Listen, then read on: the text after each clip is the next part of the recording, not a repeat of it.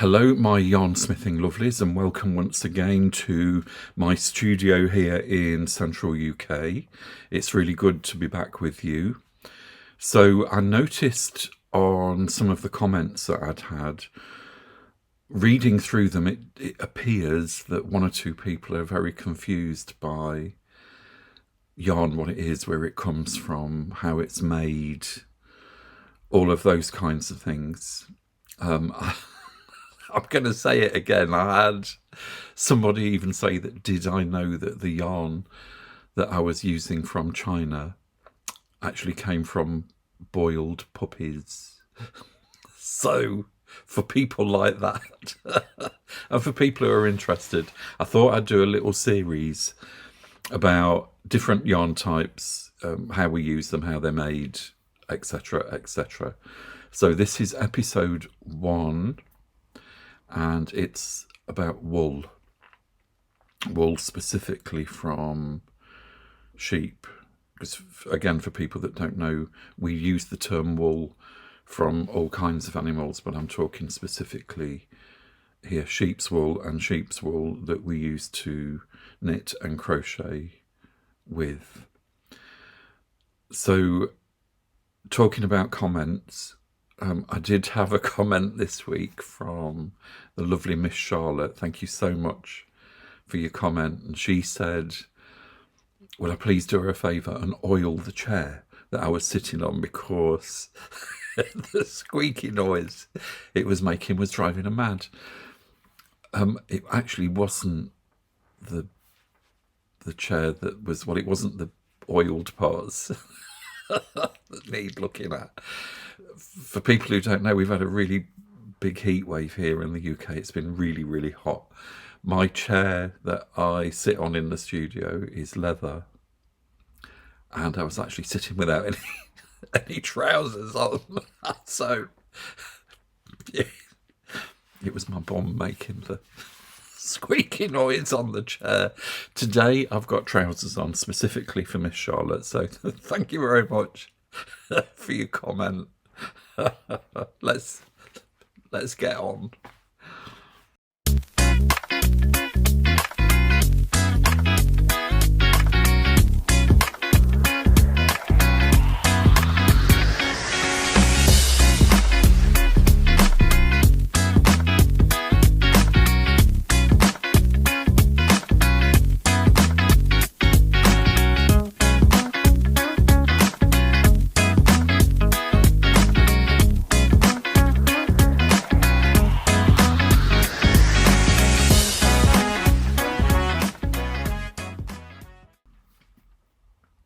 So episode 1, all about wool. So wool, primarily we're talking from sheep. The wool that we use in the garment industry and the wool that we knit with is primarily from merino and merino cross sheep. The majority of yarn that we use worldwide, and I'm talking a huge amount of it, comes from Australia, and they produce, I'm going to look at my figures here just to make sure I'm telling you right. Australia produce about a quarter of the world's total wool, as in the raw material. I'm talking about the fleece from sheep. They produce about a quarter of it worldwide, which amounts to a staggering 345 million kilos of wool in fleece a year.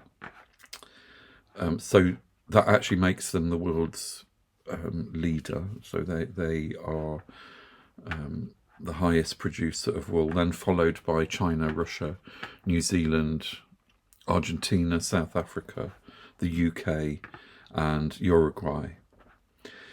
98%, which again is a staggering figure, of Australia's fleece is then exported to be made into yarn So like 98%, a huge amount of it. The majority of it, which most people don't know, goes to China to be processed. So when we buy wool yarn from China, including companies that we speak about here on quite a lot, the majority of that wool, pretty much, most of that wool comes from Australia. So you're actually knitting with Australian wool, not Chinese wool. It's processed in China, but the wool itself is grown, or the sheep are from Australia. So when that fleece gets to be processed, there are two main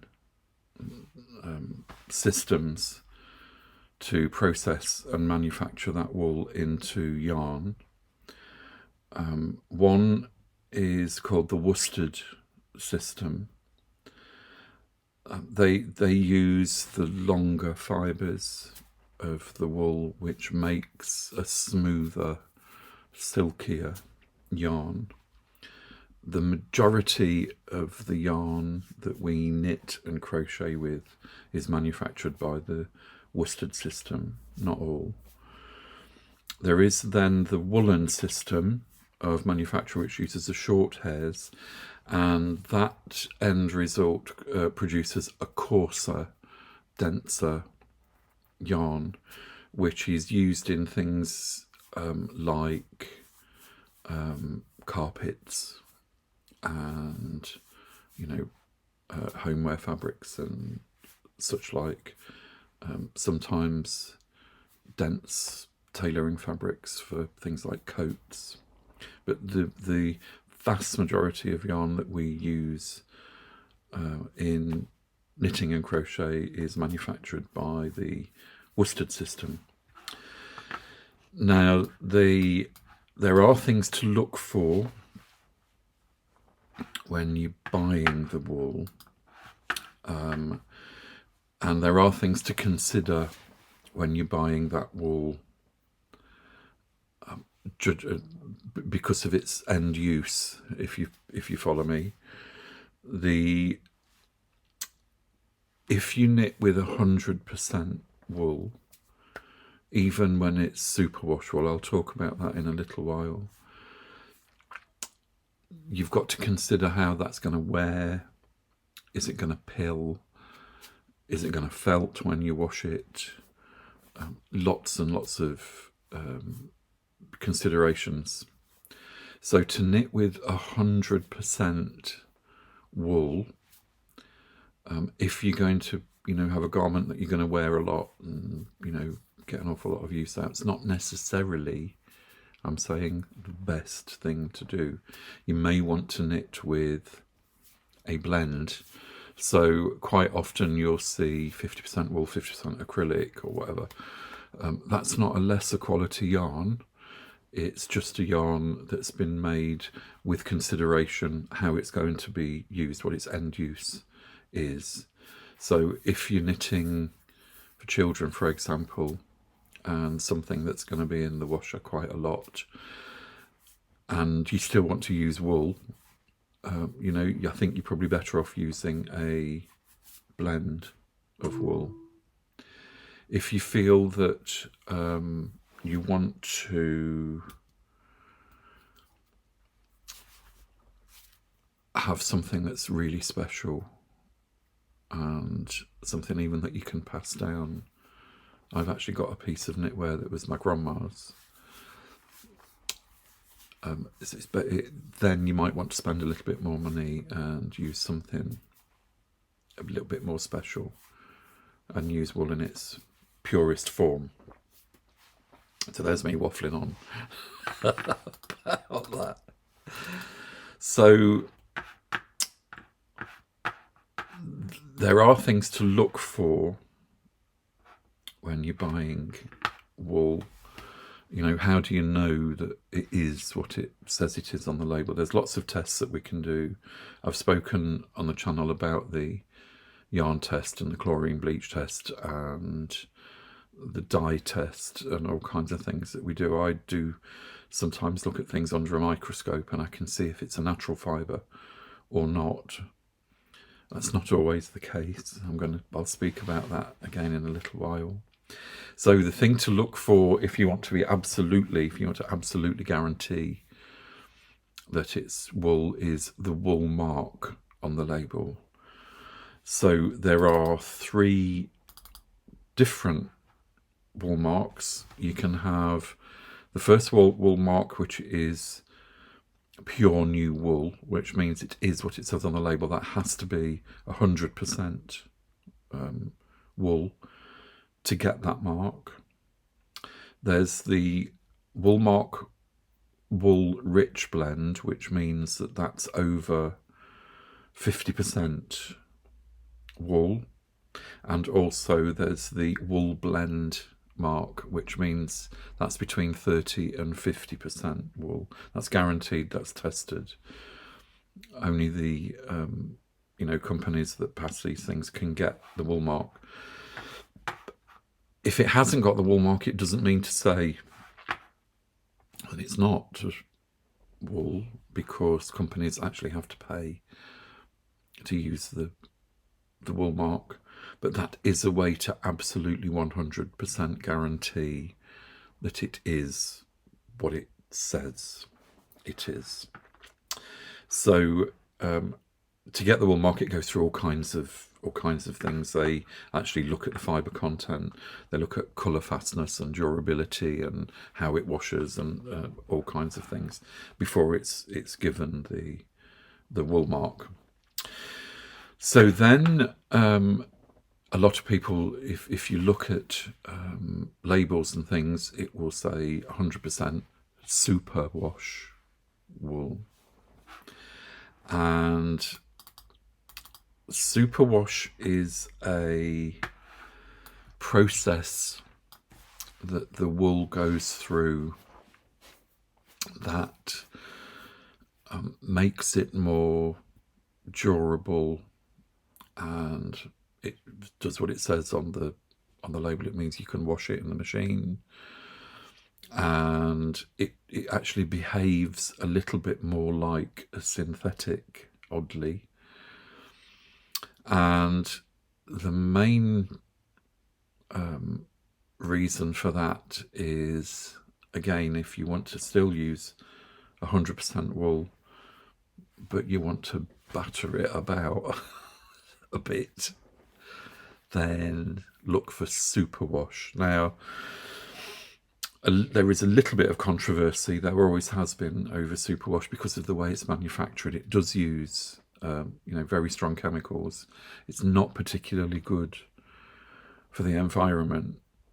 What actually happens to the yarn when it's given the treatment, if you look at the natural fibre, the wool, under a microscope, you'll see that it has like cuticles on. If you think of like a palm tree with the cuticles going up, those cuticles on the edges are quite rough, and yarn that hasn't gone through the treatment, those cuticles can connect to each other and cause pilling, cause felting. You might actually want the yarn to felt. So this is a thing that I do say to people: if you want the yarn to felt, don't buy superwash wool, because it won't do it. It's actually treated so it doesn't felt. So what they actually do is, with chlorine and all kinds of things, they actually burn some of that cuticle off to make the yarn smoother. It's then goes through a process where it's coated with a kind of resin, which effectively glues all those cuticles down and makes it very, very smooth. This is what I was talking about earlier on. It's actually because of that process, a lot of people get confused when they're doing a burn test and all those kinds of things. The yarn can smell a bit chemically when it comes through, and also it doesn't all turn to ash. So they will say, oh, I've done the burn test and that's definitely not 100% wool. If it's superwash wool, it's not going to react the same to flame as wool that's not treated. So, I mean, I've had comments saying to me, oh, the yarn that you're using isn't what you're saying it is, and all that kind of stuff. You've got to do your research, look a little bit deeper into that. So, Superwash, because of its smoothness and because of its light reflectiveness, a smooth surface will reflect light much better than a rough surface. So that will show colours up much better. So superwash wool tends to take dye much better. The dyes are much more vibrant when it's like that than non-superwash. And I personally, depends what I'm making, I personally prefer superwash because of its extra durability and all of that kind of stuff. However, you know, there's something really nice about using yarn. I've actually used yarn that's been spun straight from the fleece. It's not dyed. It's, you know, and there's something quite nice about working with just the pure fibre. But if you're going to do it for, you know, if you're going to spend weeks and weeks knitting a jumper, you don't want it to pill and felt the first time you wash it. So look for superwash. I'm going to put one or two things up on the screen for you, just things, yarn that I use, just so that you can go and have a little look. Yarnsmiths wool, nothing to do with me. I know we call ourselves yarnsmiths, but there is a make of yarn called that as well. So yarnsmiths do merino superwash wool, and it's 100% wool. It's been treated with the superwash, and at the moment for 50 grams of that at the Wool Warehouse, so that's woolwarehouse.co.uk, at this moment there's a sale on and it's only £3 per 50 gram ball. That's incredible value for what that is. Also another blend, another yarn that I use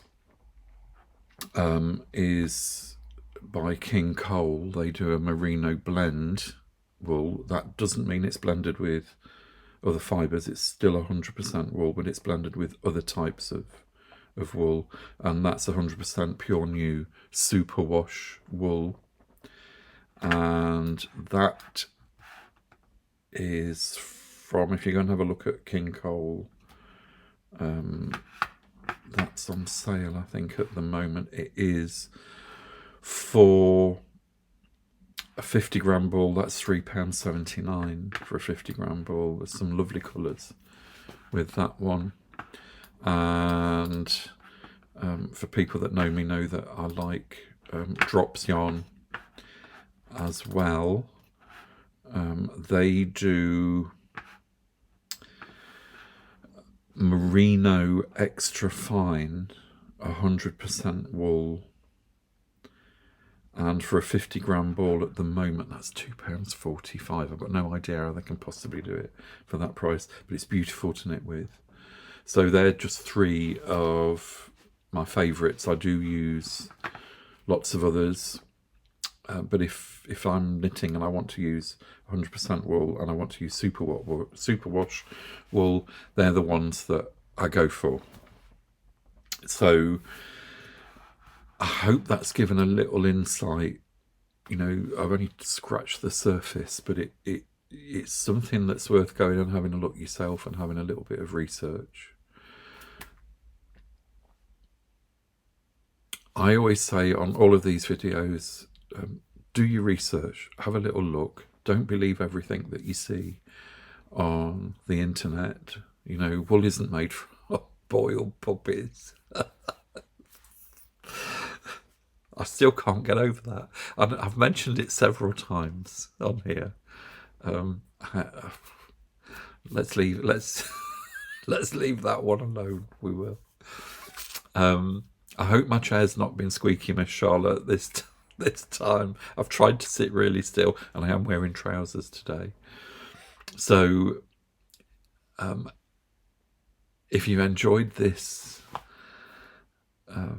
episode 1 wool, we're going to do man-made fibres, we're going to do cotton, we're going to do silk, we're going to have a little scratch the surface of all these things so you get a better understanding of where everything comes from that we use, and also the types and the manufacturers that I personally like to use. They're coming up soon, so if you've liked all this, please like and subscribe. It really does help out the channel. If you want to pop over and have a little look at my Patreon site, there is some new things over there. I've just uploaded a new knitting pattern over there. We're getting a lovely group of people over there, our yarn smiths. Still no men. I keep saying it's £5 a month. I've just put a man's knitting pattern on there, actually, just to see if we can attract. I feel all on my own. I don't care. The ladies are absolutely lovely. They really are. We're building a super community over there. So if you want to go over there and have a little look and join, all of the knitting patterns on there for paid members are included in your membership. There's lots of things going on. You can request patterns and I'll do my very best to produce something for you, etc, etc.